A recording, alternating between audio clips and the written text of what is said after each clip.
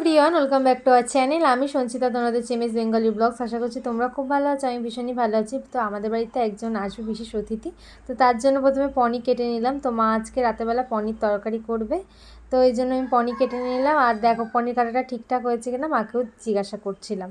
আর তারপরে মা চাল বাচ্ছিল, কারণ হবে পায়েস। তো মা খুব সুন্দর পায়েস বানায়, তো তোমাদের সাথে সেটাও শেয়ার করব অবশ্যই। তো এই দেখো পনিরটা ভাজতে শুরু করে দিয়েছে, আর এইদিকে মা কি চালটা বাজছে, আর এইদিকে আলুগুলো আমি কেটে দিয়েছিলাম। তো তারপরে এই দেখো পায়েস হয়ে গেছে। আর পায়েস খেতে কে কে পছন্দ করে অবশ্যই অবশ্যই কমেন্ট করে। কিন্তু আর আমার মায়ের হাতের পায়েস খুব ক্ষীরের মতো লাগে খেতে।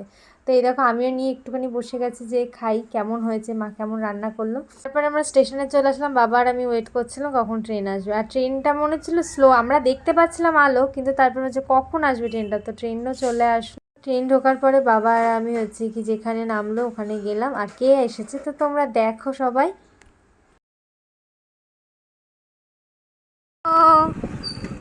এই এই ফোন নাম্বারটা সেভ করে রাখার পর কেমন আছো? এই যে মালদা থেকে আমাদের নদিয়ায় এসেছে।